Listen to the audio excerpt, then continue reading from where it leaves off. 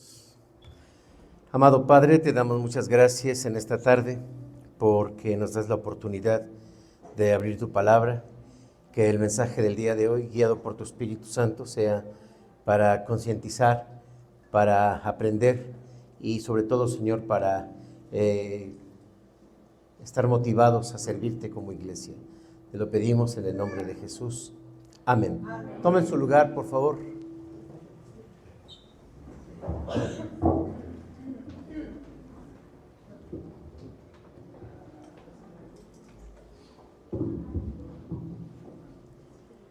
El título de este mensaje es, aquí lo tenemos, repítanlo conmigo. Las tres funciones del consistorio. Otra vez. Las tres funciones del consistorio. Otra vez, pero más bonito.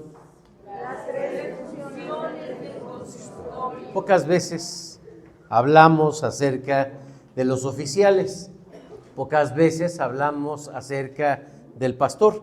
Cuando digo de oficiales, hablo del consistorio, hablo de la junta de diáconos, hablo de los directivos y a veces más bien cortamos un sermón ajustado a toda la iglesia en general.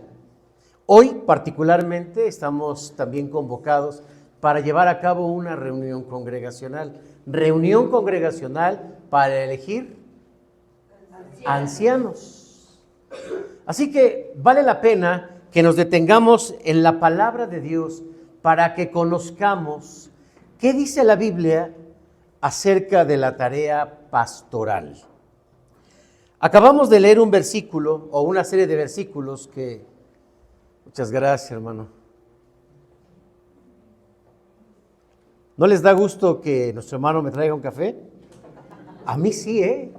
Muchas gracias, hermano, muchas gracias.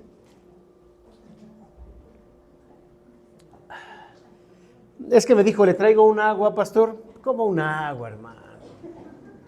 Fíjate si hay coca todavía allá abajo. No, ya le pedí un cafecito. Les pido, por favor, hermanos, que leamos Hechos capítulo 20, versículos 28 y 29. Y los textos que vamos a leer son centrales en el mensaje de hoy. Por tanto, dice el apóstol Pablo, por tanto, mirad por vosotros y por todo el rebaño en que el Espíritu Santo os ha puesto por obispos, para apacentar a la iglesia del Señor, la cual ganó por su propia sangre. Porque yo sé que después de mi partida entrarán en medio de ellos, o en medio de vosotros, lobos rapaces, que no perdonarán al rebaño. Hablemos del contexto. Hechos de los Apóstoles prácticamente, hermanos, es la continuación del Evangelio de Lucas. Lucas es el mismo autor del Evangelio y también de Hechos de los Apóstoles. Y en esta continuación de lo que es la iglesia, llegamos al capítulo 20 porque han pasado 3 grandes viajes del apóstol Pablo, a través de los cuales en Asia Menor, predicando el Evangelio, plantó iglesias por toda Asia Menor. También de ahí se deben las cartas que encontramos como 1 y 2 a los Corintios, a los Romanos, Gálatas, Efesios, Filipenses, Colosenses, 1 y 2 Tesalonicenses, a Tito, y que son tarea pastoral. Pero como sabemos, en la vida del apóstol Pablo había un proceso legal. El apóstol Pablo estaba preso por predicar el Evangelio, no necesariamente. Sí murió como parte de la persecución de uno de los perseguidores o tal vez el primer emperador que persiguió a la iglesia cristiana. ¿Quién es? No, el emperador.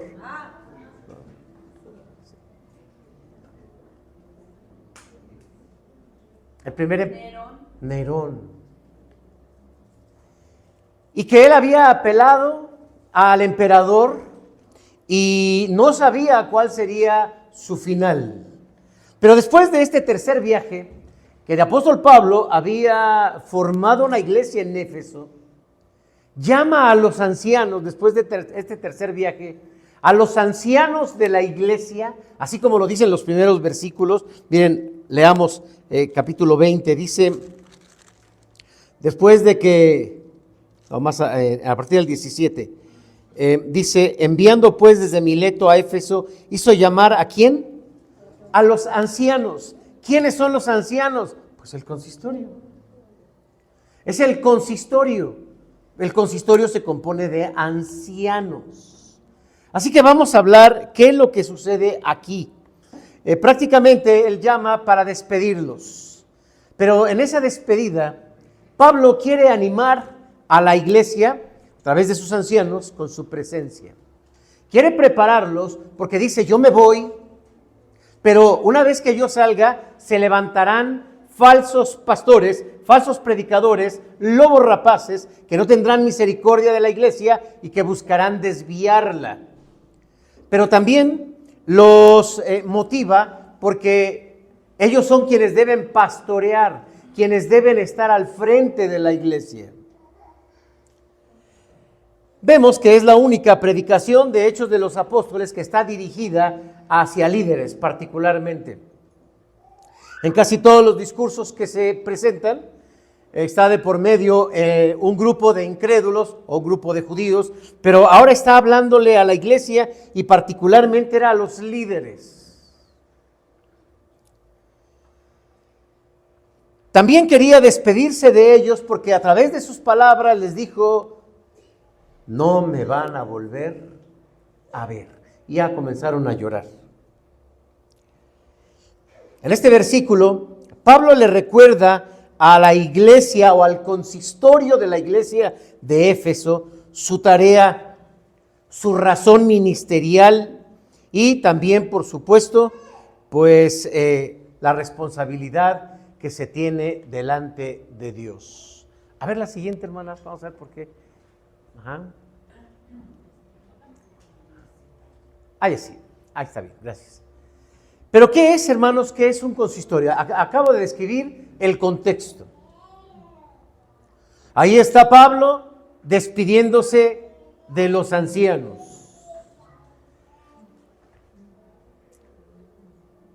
Hablemos un poquito de lo que es el término del consistorio. Más bien yo les pregunto, ¿qué es el consistorio? Pero no vean, ¿qué es el consistorio? Es un grupo. A ver. Ajá. Ok. Es el grupo de ancianos y del pastor.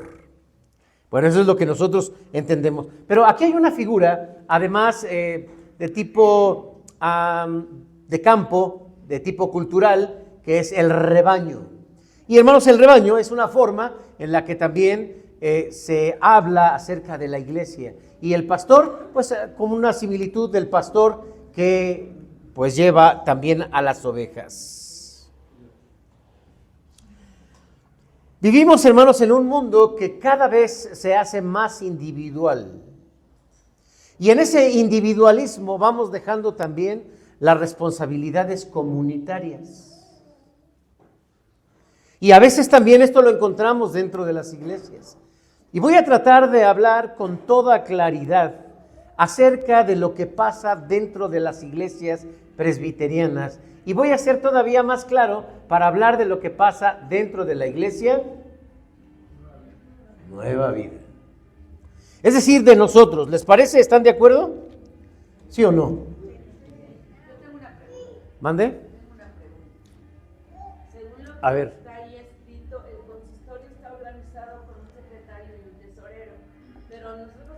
Pero todavía no llego ahí, apenas voy para allá. Y lo que sí quiero es particularizar todo lo que, o sea, que así que, bien tu pregunta, voy a aclararlo.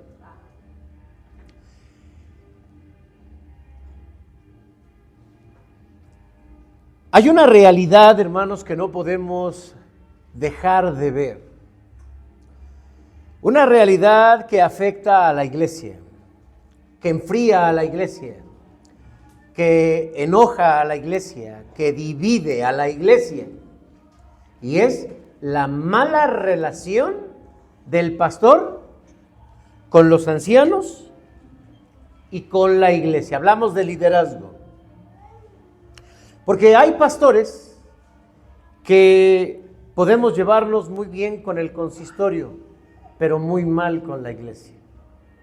Y hay pastores, o habemos pastores, que podemos llevarnos muy bien con la iglesia y muy mal con el consistorio. Hay pastores que pueden estar mal con los dos, pero hay consistorios también que pueden estar mal con la iglesia y bien con su pastor. O que pueden estar mal con su pastor y bien con la iglesia. Y esta realidad ha generado conflictos en muchas iglesias. Normalmente, ¿por qué se va un pastor de una iglesia? Por problemas. ¿Por qué? Porque hay problemas en la relación de esta tríada: iglesia, consistorio, pastor, consistorio, iglesia. Y siendo que es tan importante y tan delicada, necesitamos entonces comprender cómo debemos, cuál es la tarea del consistorio. Pablo básicamente aquí nos habla de 3 tareas fundamentales del consistorio. Porque creo, hermanos, que para que la iglesia funcione adecuadamente, debe haber también un equilibrio en nuestras funciones, en nuestra responsabilidad de funciones dentro de la iglesia. Los pastores, los ancianos y también la iglesia.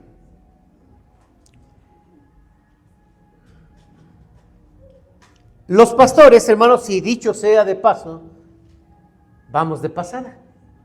Los pastores somos llamados a pastorear una iglesia y el Señor de pronto nos puede decir: ahora te vas a otra iglesia. Así lo vemos nosotros. Más bien así lo ve Dios. Ya nosotros somos: no, los hermanos de la iglesia no me comprenden. Pero los ancianos se quedan. Los ancianos son permanentes, los ancianos son miembros de la iglesia. Los ancianos de una iglesia o el consistorio de una iglesia son miembros de la iglesia. Yo no soy miembro de esta iglesia. Por eso cuando se pasa lista, a mí no me pasan lista aquí. O cuando se va a votar, dicen: levanta tu mano. Yo no puedo votar aquí. Mi esposa sí, porque ella sí es miembro de aquí. Pero yo no. Y eso deben de saberlo. Si de repente ven que levanto la mano, pueden decir: a ver, baje esa mano, porque no puede votar. Nosotros entonces los pastores vamos de pasada, pero los ancianos se quedan aquí. Por lo tanto, su responsabilidad es mantener la estabilidad de la iglesia. Lo voy a repetir. La tarea principal de un consistorio es mantener la estabilidad de una iglesia. ¿Cuál es la actividad fundamental?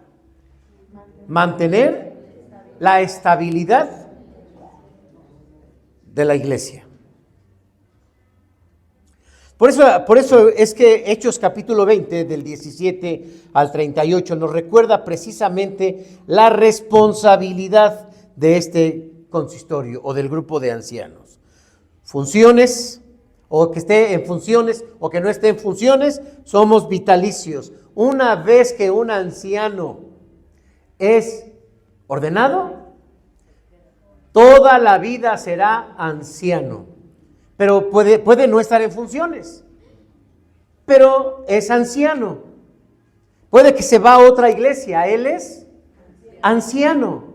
Es decir, es algo vitalicio. Pero si tal vez tú no eres un anciano y tú digas: no, hoy me libro de este sermón porque yo no soy anciano, y como va a hablar ahí de las 3 funciones del anciano, pues ya la libré. No. Porque el anciano o el grupo de ancianos tiene una responsabilidad con ustedes, pero ustedes también tienen una responsabilidad con su grupo de ancianos. ¿Están de acuerdo? Pues aunque no estén. No lo digo yo, eso ya está en el orden. Bien. Vamos a ver cuáles son estas tres funciones del consistorio. Pero miren, primero quiero hablar de este grupo. ¿Quiénes son los ancianos que conforman el consistorio? Dice aquí, ahora sí que es un grupo de personas, un grupo de ancianos que junto con el pastor conformamos el consistorio. El consistorio se organiza con un secretario que es el que firma, el que recibe todo lo que tenga que ver para el consistorio. El pastor no firma, mi firma no vale aquí en el consistorio. La firma que vale, la poderosa, la rúbrica, es la del secretario. ¿Quién es el secretario de este consistorio? Sí, porque lo estoy señalando. Entonces dijeron, le estoy soplando, que es el hermano de ahí. Ajá. Pero también tenemos un tesorero. Y ahora también tenemos ministerios. El consistorio está encargado de estos 4 ministerios, que son evangelización, que son relaciones, que son recursos y que es educación. Son los ministerios. Y también entonces debe tener su tesorero y debe tener su secretario. Ahora sí, la pregunta que hacía nuestra hermana: ¿por qué nosotros dentro del consistorio no lo tenemos? No, dentro del consistorio solo tenemos un secretario, no tenemos un tesorero.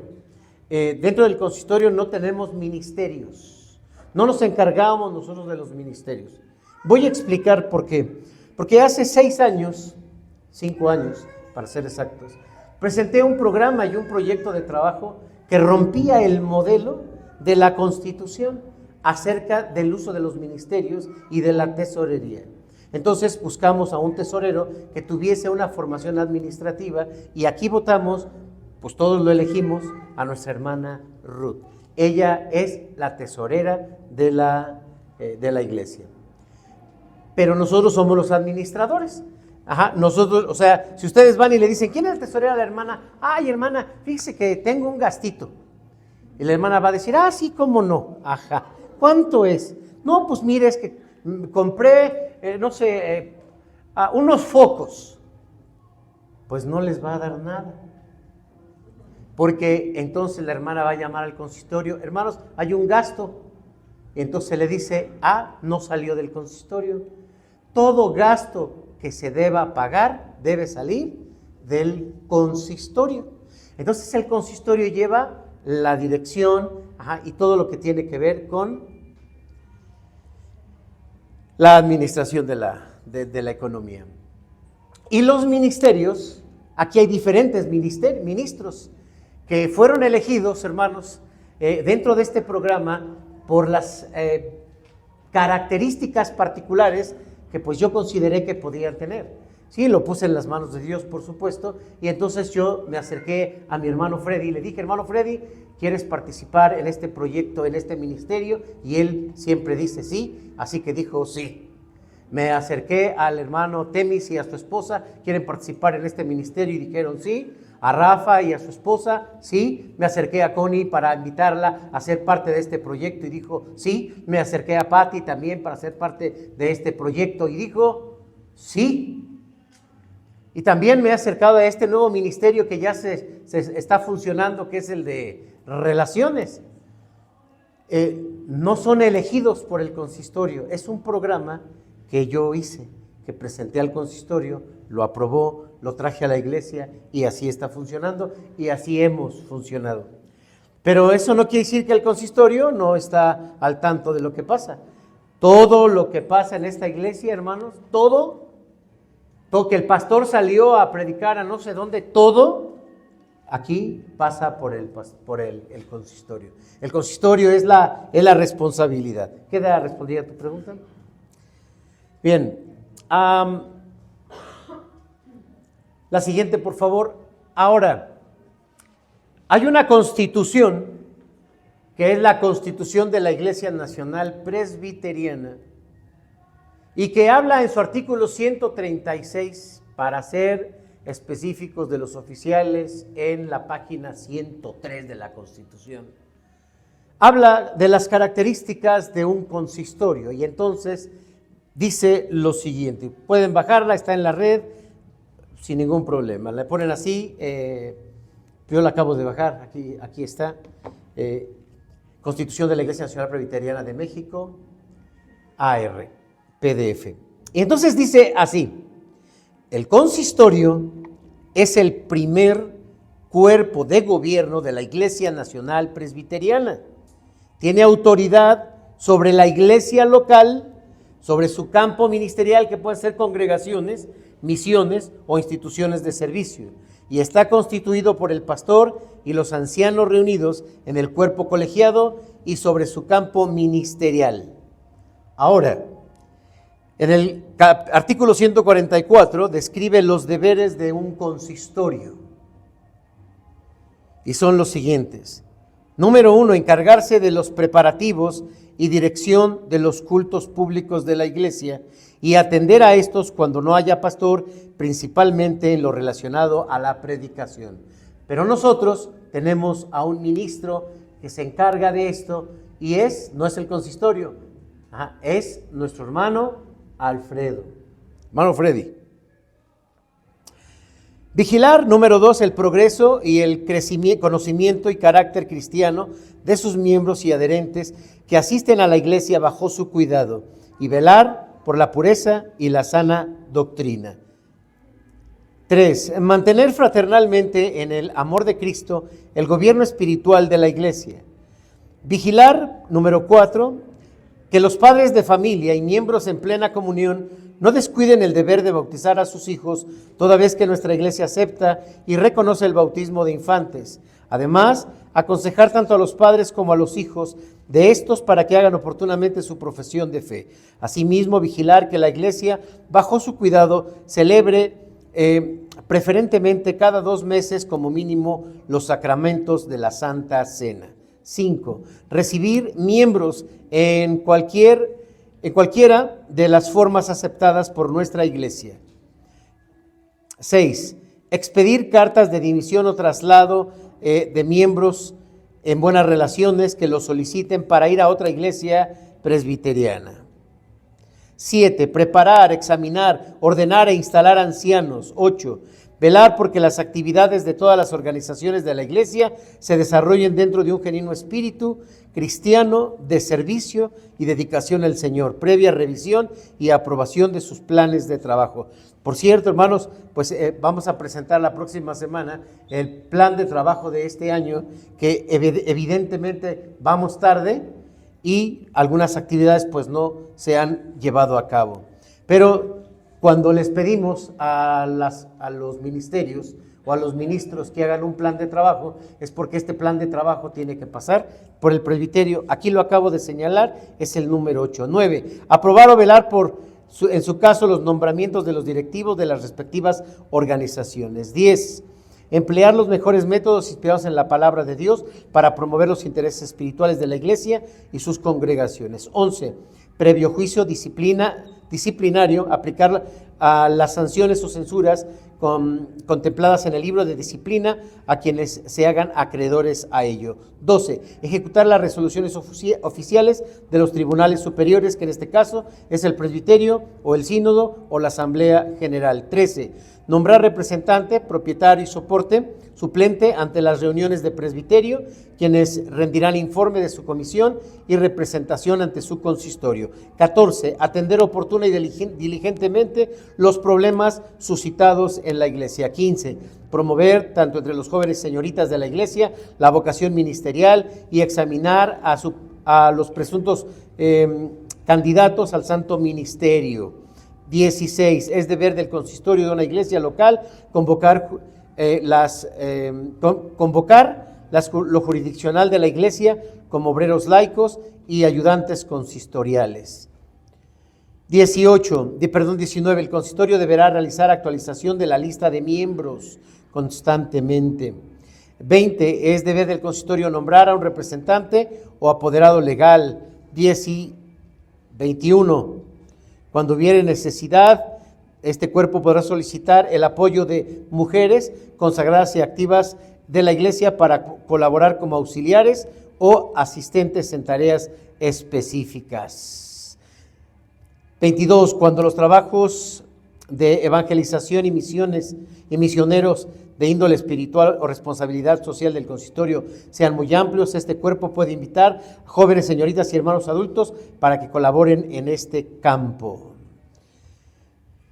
Esto es lo que menciona acerca de las tareas.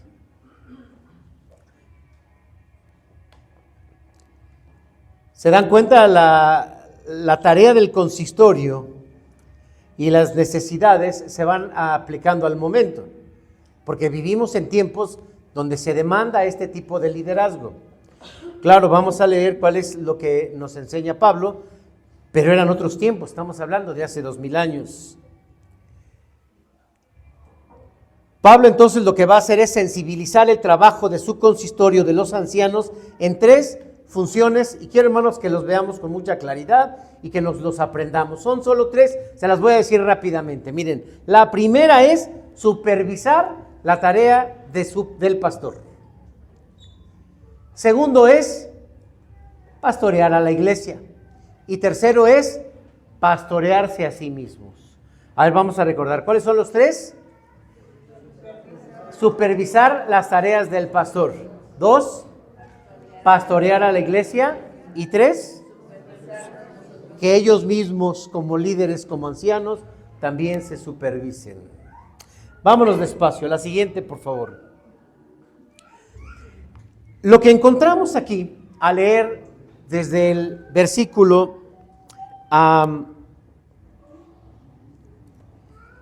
18, desde el 18,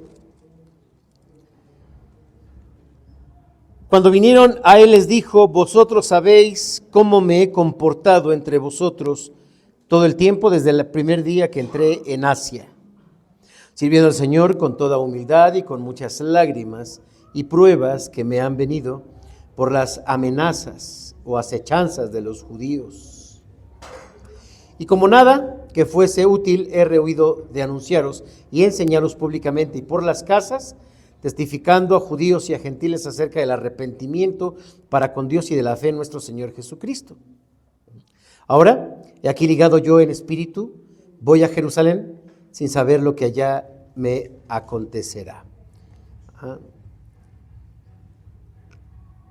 26. Por tanto, yo os protesto en el día de hoy que estoy limpio de la sangre de vosotros. No les debo nada, no me debe nada, dijera en otras palabras.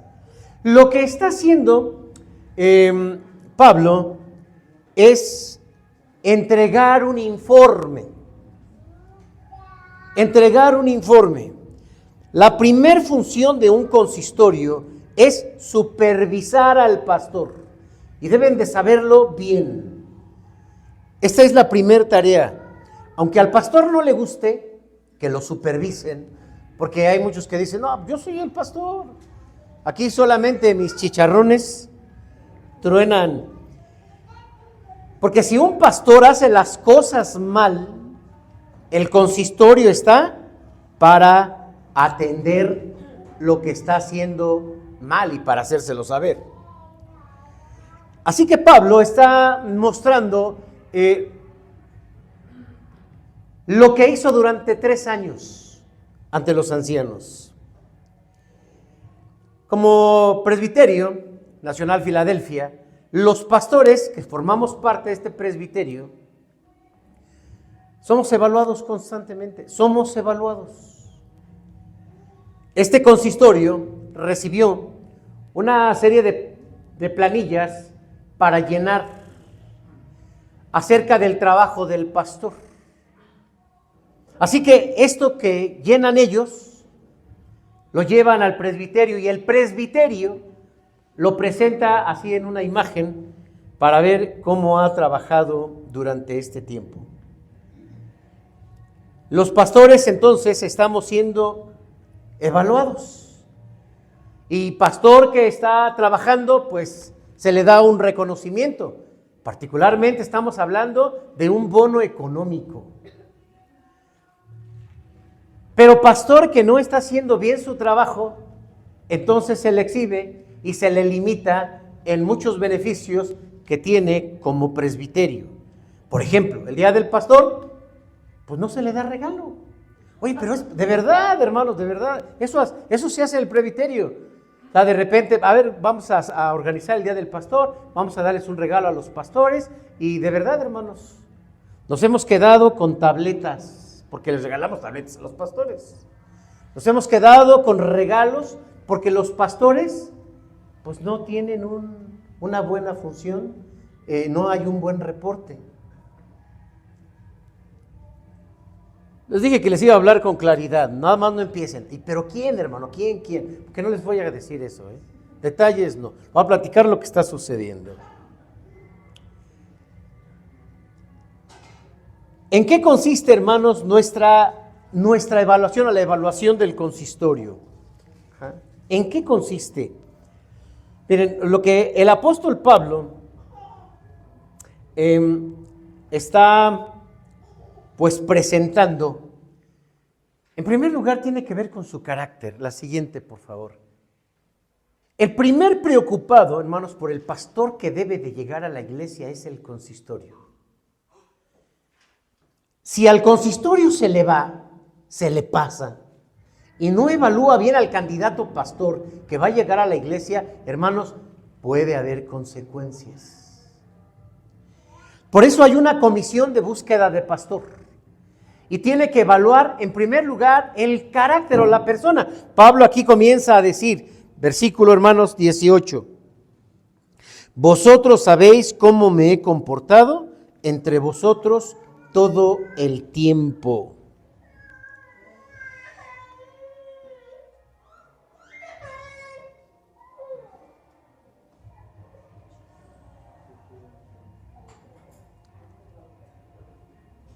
El servicio habla acerca de la disposición. ¿Quieren leer el versículo 19, por favor? ¿Cómo dice? Sirviendo al Señor con toda humildad, con muchas lágrimas y pruebas que me han venido por las acechanzas de los judíos. El carácter y el servicio del pastor.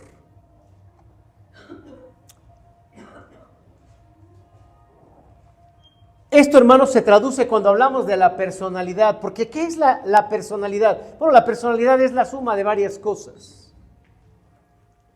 En la personalidad está el carácter de la persona, en la personalidad está la manera en que piensa y también está la manera en que actúa, la manera en que habla, la manera en que se relaciona. Y una de ellas, hermanos, es la actitud del servicio. ¿Con qué disposición hacemos lo que hacemos los pastores?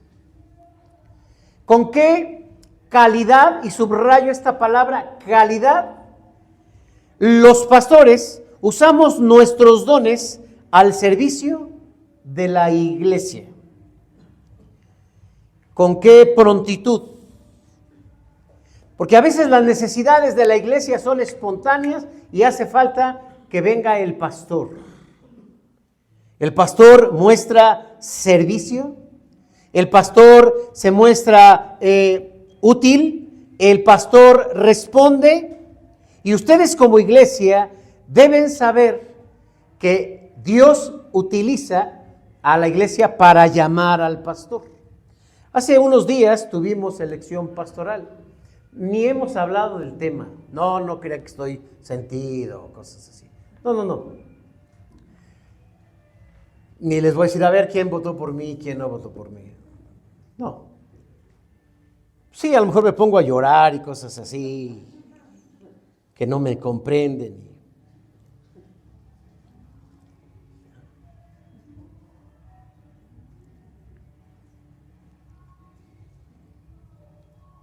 Hermanos, en medio de las necesidades, ustedes deben de saber que deben o pueden llamar al pastor. Pero el pastor está muy ocupado. ¿Sí? Si ustedes piensan que estoy rascándome la barriga allí en mi casa, tranquilamente esperando a ver a qué hora suena el teléfono, no, No. Normalmente, hermanos, llego a mi consultorio a las 7 de la mañana y a veces salgo a las 12 de la noche todos los días. Ahí está mi esposa, porque ahí llega después del trabajo y ahí se queda conmigo. Entonces, si ustedes piensan que, a ver, ya ahorita que el pastor esté libre, lo voy a llamar para que venga. No, no voy a estar libre, pero voy a estar dispuesto.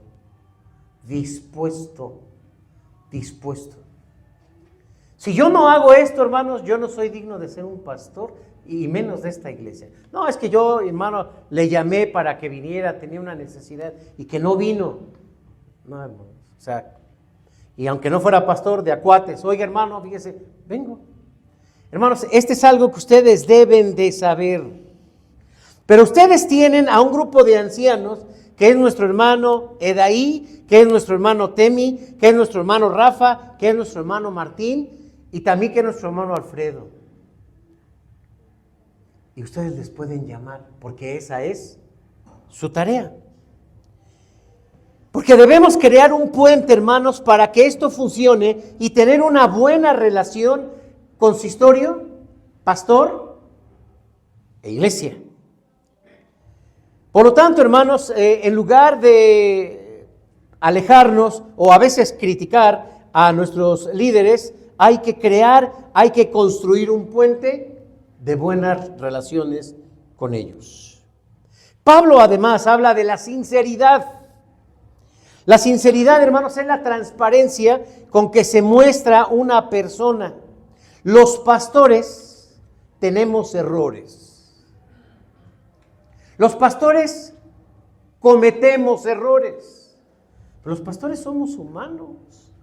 O alguien pensaba que los pastores somos, no sé, tenemos alitas en la espalda, que el hermano le dan café porque pues los ángeles puro de esto toman.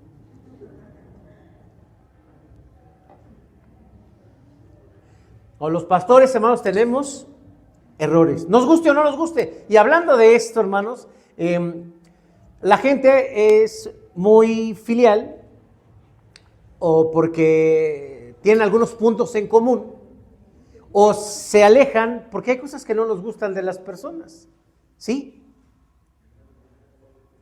La transparencia, hermanos, es algo que se puede ver, que se puede leer, porque los pastores somos así, somos muy visibles, hermanos, somos muy visibles.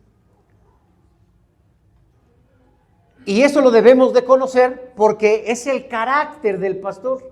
¿Cuánto puede afectar el carácter del pastor a la iglesia? ¿Cuánto? A ver, es pregunta para ustedes. Mucho, pero ¿cómo en qué?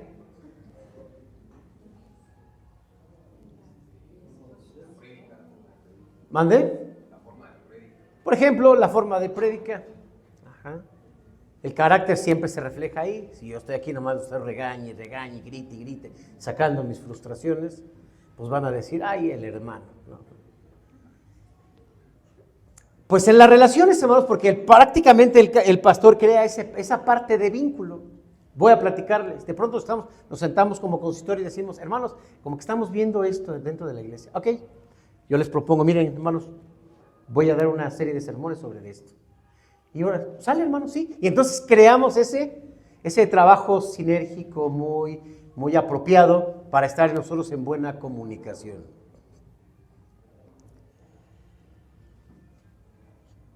La humildad que tiene que ver, hermanos, con cómo trata a las personas. Así que si alguien se está preguntando, ay, pero ¿por qué nada más va a visitar a la hermana fulana? Porque me invita. O sea, yo no voy así, a ver, ¿a quién le he ido a decir? Invítame a tu casa, ¿no? Invítame. Y ya que me dice que sí, ya le hablo a mi esposa, a mi cuñado, a mi cuñada, ya a mi hija y le hablo rápido a Josué que se venga, porque ya encontré dónde vamos a comer. No, yo no hago eso. O alguien dice, hermano, no, a mí sí. No. Ya, miren, tengo mi estrategia, les caigo a la hora de la comida, ¿no? No hago eso. No hago eso. Hermanos, pero si alguien dice, porque lo han dicho, hermanos, miren, por algo Dios me hizo orejón, Sí, se pueden reír, yo también me río de mí mismo. No se cohíban. Hermanos, hay hermanos que me invitan, hermano, venga a la casa. hermano, quiero platicar con usted. Oh, hermano, fíjese que, pues adelante, hermanos, adelante. Hay que valorar, hermanos, los pastores debemos valorar a todos los hermanos por igual. Y el apóstol Pablo también está hablando de su valor para enfrentar con carácter las presiones que tenía por parte de los judíos. Por lo tanto, hermanos, la vida del pastor es visible, es tangible, es transparente y debemos verlo con justicia, como es realmente su persona. Sé, hermanos, que a algunos tal vez no les guste mi carácter, pero pues, qué caray, ¿qué puedo hacer?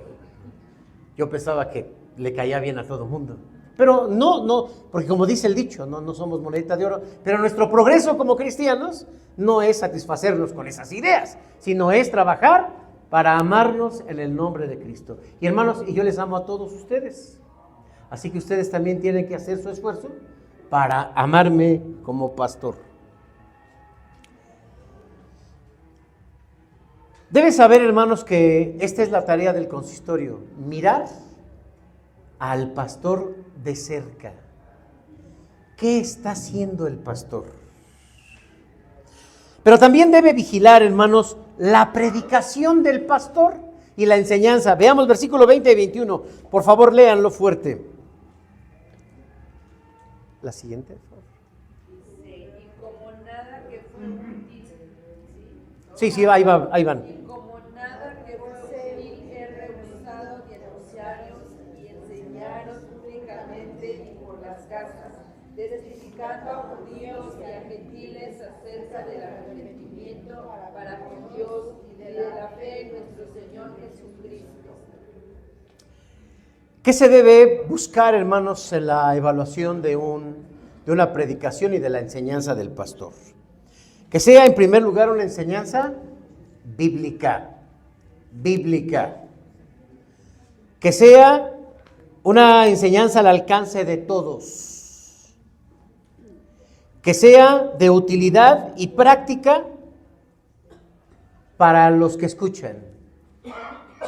Esto es, hermanos, lo que se debe evaluar en la predicación, porque la predicación es la piedra angular de la educación cristiana. Y esta vigilancia también exige, hermanos, que si los ancianos van a evaluar al predicador, van a evaluar al pastor, ellos también deben de estar capacitados. En Biblia, en doctrina, pues de otra manera, hermanos, la evaluación no sería objetiva. Pero ¿qué debemos evaluar de la predicación del pastor? Su preparación. En primer lugar, la preparación. Imagínense que un día me dijeran, oiga, pastor, hoy como que no estudió, Hoy como que no estudió. ¿Y eso? No, soy como que nomás fue una hora. Usted tiene 1 hora y cuarto, 1 hora y media, como que le faltó algo, ¿no? De tanto tiempo, ¿no? Se debe de evaluar, hermanos, el sermón, la preparación de un pastor. Ahora, ¿cómo ustedes pueden ver la preparación del predicador? ¿Cómo lo pueden ver? O sea, ¿cómo saben ustedes que estudié? Pregunta. Sí, ya están en el curso de homilética algunos y ya están aprendiendo algunas cosas de estas, pero bueno, a ver, ¿cómo sabrían que el pastor sí estudió hoy? Bueno, tú puedes decir porque ya te mandé la presentación.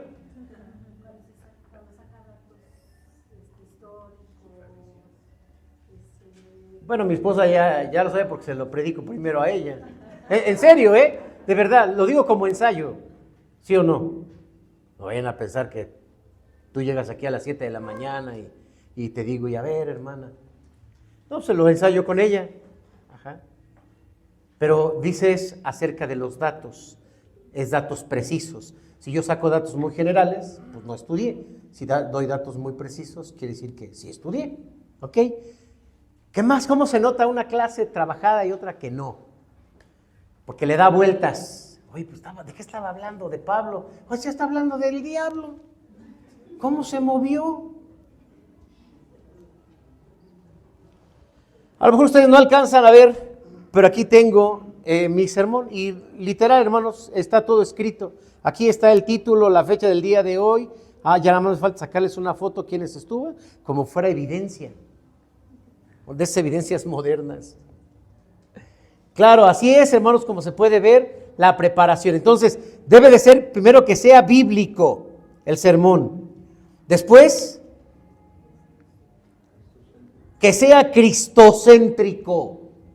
¿Qué es eso, hermanos? ¿Qué es eso de cristocéntrico? A ver, bueno, los que dijeron que cristocéntrico, ¿qué es? ¿Cómo es? Que la predicación debe estar centrada en Cristo, no en el hombre. No en el hombre. Si yo les digo, hermanos, pues qué bueno que vinieron, que tuvieron la buena disposición de venir al culto. Dios les bendiga. ¿Es una palabra cristocéntrica? No, es antropocéntrica. Cristocéntrica sería, hermanos, yo no sé ustedes qué estaban haciendo, pero el Señor los tocó y les dijo, te quiero en la iglesia. Punto. Eso es cristocéntrico. Si yo les digo, hermanos, que ustedes van a ser salvos por su esfuerzo, por su sabiduría y su conocimiento, esa es una predicación centrada en el hombre. Si yo les digo, hermanos, ustedes van a ser salvos únicamente por la gracia de Cristo, eso es cristocéntrico. Muy bien. También la exposición, la enseñanza práctica. Uno debe preguntarse lo siguiente: ¿el sermón que predicó mi pastor el domingo es bíblico? ¿El sermón que predicó mi pastor el domingo es cristocéntrico? ¿El sermón que predicó el pastor el domingo es dinámico? ¿Fue práctico? ¿Aprendí algo? Pues si la respuesta es negativa, hay que hablar con el pastor en turno, sea yo o quien sea. Y hay que corregir, porque el peligro es que la iglesia se confunda y se desvíe de la verdad. Somos los pastores, hermanos, los responsables. O llevamos bien a la iglesia, o la llevamos mal. Pero también está el cuidado pastoral. Hermanos, ahora con esta modalidad de informe pastoral, debo entregar una lista de cuándo y a quién visité y qué día. Y los hermanos del consistorio la reciben, la envían al presbiterio. Porque ¿qué hay en la visitación? Bueno, está la consejería, está la exhortación, y la tarea del pastor sí tiene que ver en ayudar a las personas que están en peligro a nivel, o en su vida a nivel moral, espiritual o doctrinal, y paralelamente encontrar con ellos pues, soluciones o alternativas. La consejería consiste en escuchar los problemas, analizar los problemas a la luz de la Biblia y proponer las soluciones que la Biblia nos ofrece. Si el pastor carece de estas habilidades, es la responsabilidad del consistorio mandarlo a estudiar. Lo repito, si un pastor carece de estas habilidades, la responsabilidad del consistorio es enviarlo a prepararse. Que claro, hermanos, dicho sea con tristeza, a veces hay pastores que pues, no se quieren ir a preparar. Hablemos de sus motivos. La siguiente, por favor. ¿Cuáles son las prioridades del predicador o del pastor? Y esto es algo que debe ser evaluado. ¿Qué mueve al pastor a tener esas prioridades en su vida? Es más, ¿qué mueve al pastor a ser pastor? Podemos descartar el dinero, hermanos, porque, pues también dicho sea de paso, los salarios pastorales no son altos. No son altos. Más bien son bajos los salarios, pero hay otros motivos que pueden mover a un pastor a ser pastor, ¿como cuáles?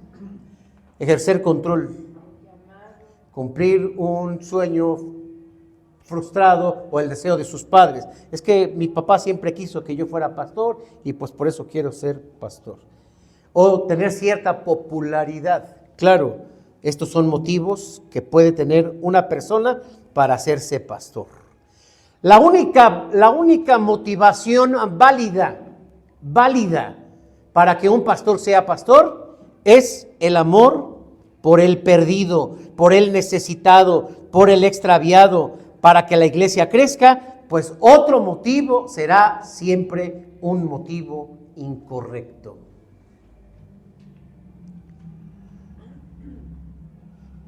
El ánimo, el gozo con el que se hace el trabajo. Entonces, bueno, hablando de esto, porque ya no tendré oportunidad de hacerlo, y normalmente no me paro aquí al frente a hablar de mí, deben de saber, hermanos, que antes de que el consistorio le dijera a la iglesia que como consistorio proponían que el pastor José Luis Cepeda estuviese o fuese reelecto en esta iglesia, es porque hicieron una entrevista de mí. Y con todo el respeto a los motivos que cada uno tenga para emitir un voto a favor o uno en contra, es mi deber decirlo con toda transparencia. El consistorio sabe exactamente lo que hago. Bueno, no exactamente, así como que me ponen la cámara, ¿no? ¿Sabe lo que hago? Ajá. Porque para un pastor, el trabajo de la iglesia, podríamos decir, solo es una parte del trabajo, pero también está la parte administrativa. Soy presidente del presbiterio y eso lo hago como pastor. Si yo no fuera pastor, no podría hacerlo. Durante este bienio fui pastor también del sínodo, Lluvias de Gracia, y no podía hacerlo si no fuese pastor. Soy rector del Seminario Bíblico Teológico de México y no podía hacerlo si no soy pastor. Soy director de la maestría en Psicología Pastoral del Seminario y soy maestro también de la licenciatura de Teología y de la maestría en Psicología Pastoral. Además, soy ministro de Educación a nivel del sínodo. Y todo este trabajo es parte de mi trabajo como pastor. Ustedes piensan que el pastor solo es pastor porque viene aquí y porque predica, y como nada más predica un culto, el hermano pues trabaja muy poquito. No, hermanos, mi trabajo pastoral es todo lo que les acabo de decir. Así lo vio el consistorio y por eso hizo esta propuesta. No porque estoy aquí todo el día, o no porque pues ando en la evangelización en las calles, o voy con la femenil. No por eso. Es porque todo este trabajo es parte de mi tarea pastoral. Oye, pero es una actividad del presbiterio. La actividad del presbiterio es una actividad pastoral. Y cada vez que en una reunión a un pastor se le elige para cierta comisión, se sabe, se entiende que ese anciano que representa en esa reunión va a la iglesia y les dice, nuestro pastor ha sido electo para tal cosa. Por lo tanto, tenemos que darle el apoyo. Porque si en determinado momento yo tengo una necesidad por parte del presbiterio o del sínodo o del seminario, tendré que venir y decirles, hermanos, pasa esto, necesito que me apoyen. Y sin duda me apoyarían. Tal vez son cosas que ustedes no saben, pero deben de saberlo. La tarea pastoral se extiende a más de los límites de la iglesia local. Por eso es que hace un momento dije, pues así que me encuentren desocupado, no me van a encontrar desocupado, pero me van a encontrar con disposición. ¿Queda claro esto? Se los dije desde que llegué y se los vuelvo a decir ahorita y yo no sé si se los vuelvo a decir. Tengo muchas cosas que hacer y ando buscando otra chamba por ahí. ¿En serio? Hermano, pero usted también le paga a la iglesia. Sí, la iglesia me paga. Deben de saber, hermanos, que esta iglesia me da un salario. Hermano Edaí, ¿cuánto es el salario del pastor actualmente? Mensual. Deben de saberlo, hermanos.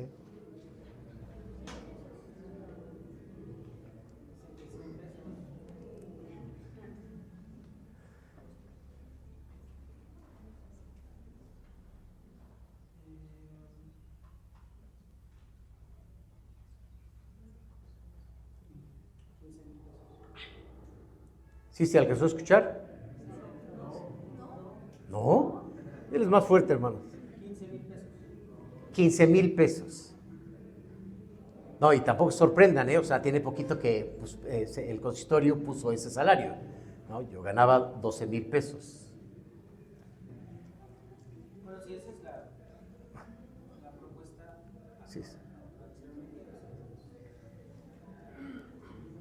Y entonces dice, oye hermano, pero entonces, ¿de dónde sacas para tu moto? Yo siempre les digo, ¿cuál de las dos? ¿La 500 2022 o la Dash 2024? Bueno, pues yo trabajo. Esto es lo que Pablo también les informa. Pablo les dice, mis cosas, mis gastos, pues yo no se los saco a la iglesia. Hermanos, yo recibí el primer llamamiento sin siquiera saber cuánto me iban a pagar. Ya cuando me dijeron, hermano, pues vamos a pagarle esto. Pues avísenme, me hubieran dicho. No, yo les dije, hermanos, yo estoy aquí y no por el dinero. De veras, hermanos, gracias a Dios, Dios me ha dado este trabajo. Dios me permite, pues, trabajar ahí, chambearle ahí. Y pues también yo tengo mi ganancia de ahí. Y tengo para mis gastos de ahí, que hermanos, con todo el respeto, pues no, nunca le he dicho a la iglesia, oye, hermanos, auméntenme, ¿no? No. Y hermanos, espero que así esto continúe, porque yo no tengo ningún interés por sacar dinero de la iglesia. Que si así fuera, hermanos, iba a otra iglesia donde pagan más. Pero pues no, yo le he dicho a Dios, donde yo te sea útil. Si ya no te soy útil en la iglesia Nueva Vida, pues ya Dios me llevará a una iglesia donde sea útil. ¿Queda claro esto, hermanos? ¿Queda claro? Entonces, si que de repente me ven que llegue aquí con un carro nuevo y cosas así, no vayan a irse contra la tesorera, ¿no? Ah, la hermana. No. Bien, rápidamente, hermanos, la siguiente. La iglesia está constantemente amenazada, así que no solamente el consistorio está para mirar al pastor, su tarea, su predicación y sus motivaciones. También está, hermanos, para cuidar a la iglesia.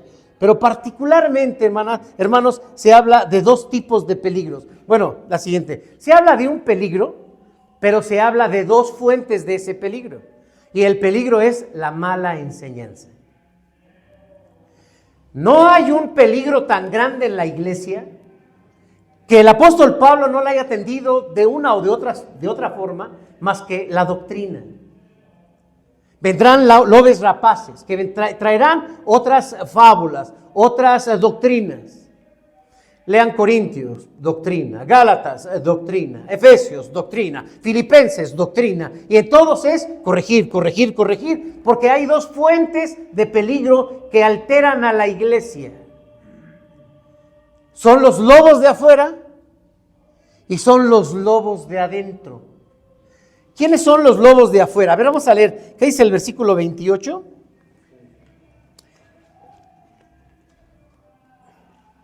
Léanlo, por favor, hermanos.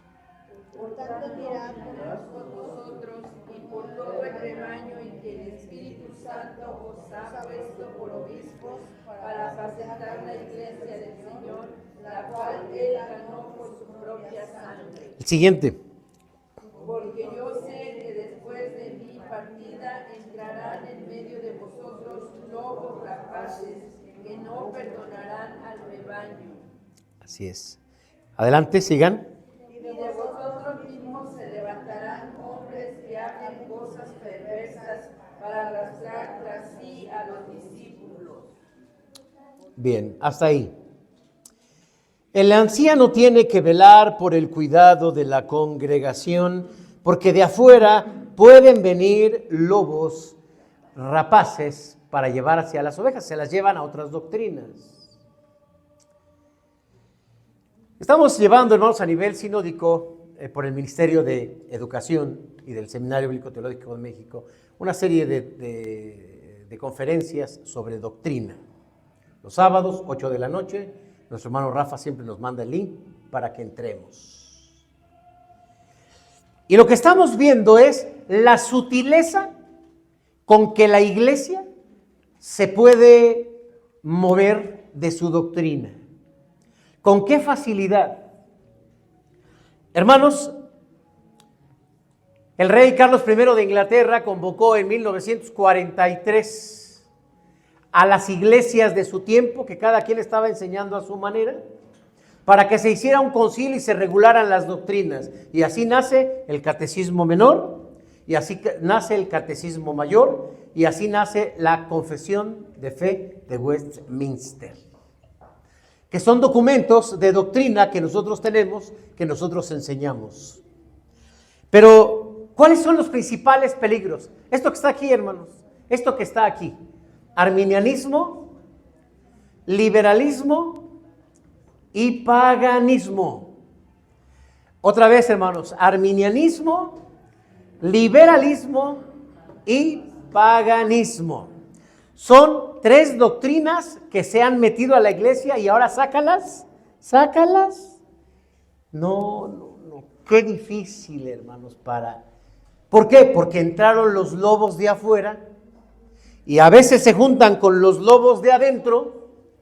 Porque, miren, hermanos, Pablo lo dijo por algo.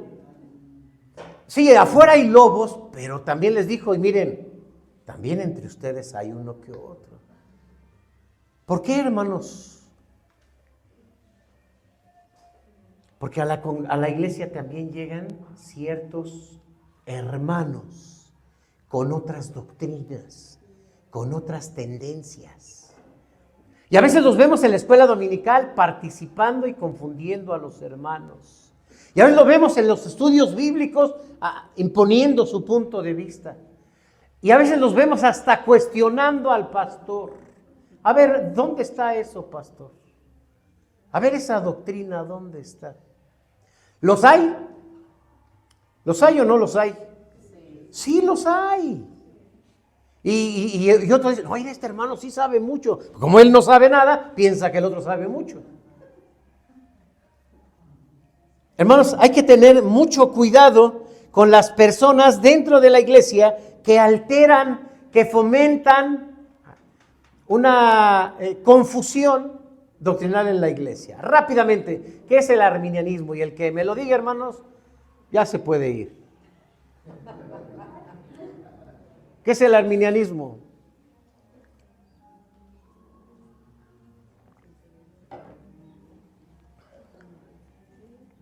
Ya, hermanos, cada año me aviento sermones, estudios o los 5 puntos doctrinales. Pues son los opuestos a los 5 puntos doctrinales. A ver, vamos a recordar rápidamente, hermanos. ¿Ya se cansaron? Ustedes no, pero yo sí. A ver, ¿cuál es el primer de los 5 puntos doctrinales? La depravación total del hombre. ¿Qué dice? Que el hombre es incapaz de buscar a Dios. ¿Pero qué decía Arminio? Pues sí cayó moralmente, pero todavía tiene su capacidad de buscar a Dios. El libre albedrío. ¿Nosotros tenemos libre albedrío, hermanos? No tenemos libre albedrío. Porque no tenemos la capacidad para discernir lo bueno de lo malo. No podemos hacerlo. Alguien nos lo dijo. ¿Cuál es el segundo? ¿Mande? ¿La qué? Ok, la elección incondicional. ¿Qué quiere decir eso, hermanos? Que Dios nos eligió sin ninguna condición por su pura gracia. ¿Qué decía Arminio? Que si Dios veía en ti que había fe y que, pues sí, tenías algo bueno. Ajá. Entonces te elegía. Eso está incorrecto. El tercero, la expiación limitada. ¿O Cristo murió por todo el mundo o solo por sus elegidos? Arminio decía que Él murió por todos. La Biblia dice que Él murió por sus elegidos. El cuarto, el llamamiento irresistible. Ajá. Nosotros creemos, hermanos, que nadie puede resistir al llamado de Dios. Nadie. Cuando Dios te toca, te toca. Y si Dios no te toca, pues no te toca y no vienes. Pero ¿qué dice el arminianismo? Que tú eres el que eliges si quieres o no quieres. Y en el último, la perseverancia. Ajá. Creemos que la salvación no se pierde. Pero Arminio decía que sí se pierde. Hermanos, cuando eso entra a la iglesia podrá llamarse como sea, menos iglesia bíblica. ¿Qué es el liberalismo, hermanos? Rápidamente, liberalismo. El liberalismo, hermanos, es cerrar la Biblia y comenzar a predicar sobre cosas de la libertad del ser humano, asociados con un contexto político y social que está dándose en nuestro diario vivir, para legislar lo que el hombre quiera hacer con derechos a abortar o con derechos a la libertad sexual. ¿Qué es el paganismo?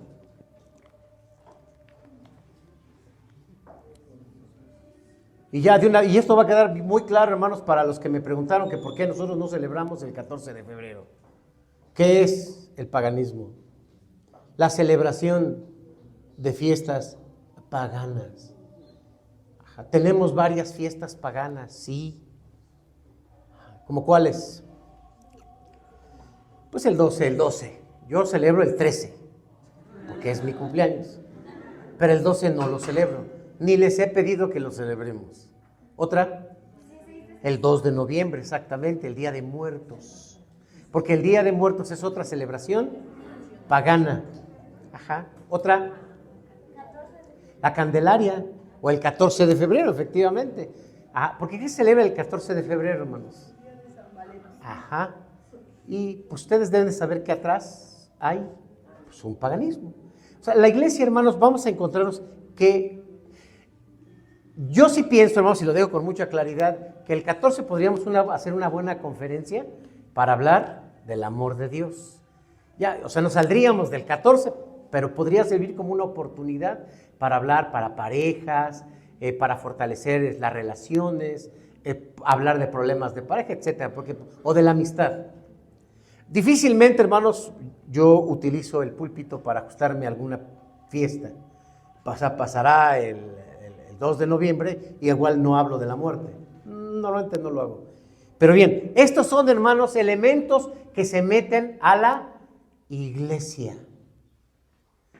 Por favor, no se ofendan si alguien dice, hermano, pero es que nosotros sí lo hemos celebrado. Bueno, por lo menos ahorita no lo estamos celebrando. Y sí, porque hay iglesias, hermanos, que sí celebran el 2 de noviembre. Bueno, sí lo celebran. Bueno, hay iglesias que no celebran, no ponen ni el arbolito de Navidad. Bueno, nosotros lo ponemos. Pero, hermanos, deben de saber que detrás de todo esto hay fiestas que no son de la... Y se meten. Pero bien, hermanos, ya vamos a avanzar rápidamente porque ya quiero terminar, hermanos. Gracias, hermanos. Ese es sincero. Hermanos, los ancianos deben estar al cuidado de esto. O sea, puede venir la femenil, puede venir o los jóvenes o las organizaciones del departamento infantil y decirle, hermano, queremos hacer esto. El consistorio está, hermanos, para supervisar, que a ver a dónde van, qué va a haber, qué se va a realizar. Y ya sabemos que también el consistorio mandó cartas desde el año antepasado de que cada organización que quiera hacer alguna actividad, no nada más de que, y los hermanos, no, que se fueron, ¿y a quién le avisaron? Eso no puede ser, por lo menos aquí no.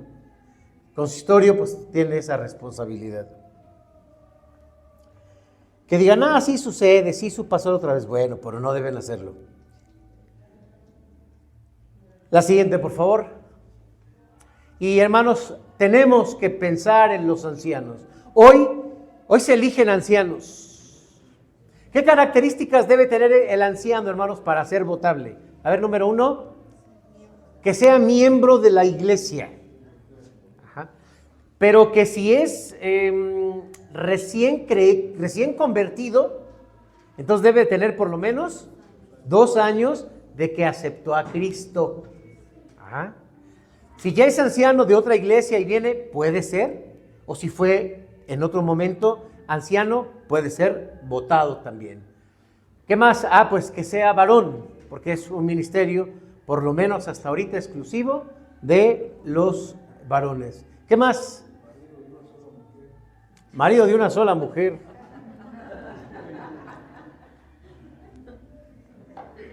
Porque si tiene 2, lo vamos a hacer diácono.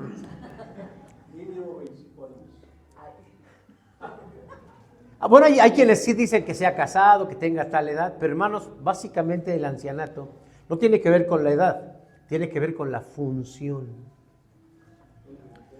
Entonces, hermanos, miren, aquí habemos hoy varios.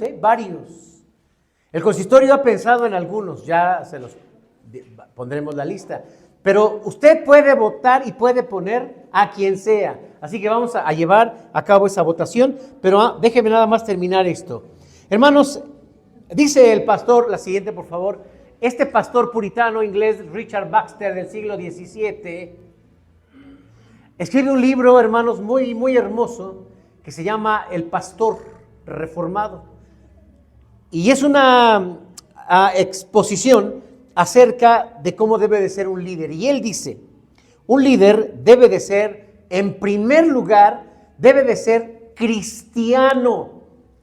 Debe haber recibido a Jesucristo en su corazón. Debe profesar el evangelio que pues predicamos. Porque de otra manera, ¿cómo podrá ayudar a otros si su vida no está asegurada en Cristo? Debe también, hermanos, saber escuchar la voz de Dios antes que a los hombres, porque hay un peligro muy viciado en los consistorios. ¿Sí? De repente, como somos representantes de familia, lo que pasa en el consistorio, que no debemos andarlo contando, ya lo sabe la esposa. Y luego la esposa es medio... Ándale, yo no quería decirlo, pero ya que lo dijiste, y de repente ya saben cosas, y el consistorio todavía no lo avisa a la iglesia. Oye, hermano, ¿cómo está eso de que? ¿Quién te dijo? ¿Quién te dijo? ¿Quién te dijo? No era cierto. Ahora dale. ¿Por qué? Porque hay mucha fuga de comunicación. Hermanos, hay que saber escuchar a Dios antes que al hombre, porque el hombre se equivoca. Hermanos, es muy difícil darle como a gusto a todo mundo, a todos. Oye, hermanos, yo quisiera como que así fuera el culto, así fuera la iglesia, o la pintáramos ya de otro color.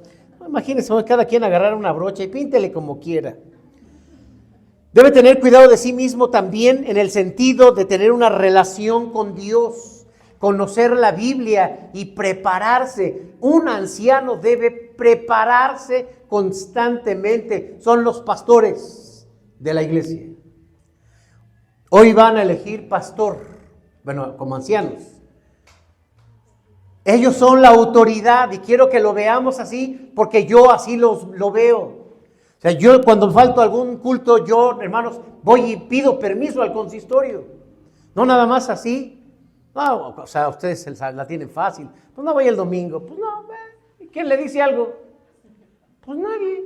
No, yo sí, hermanos, yo sí, si falto, no me la acabo.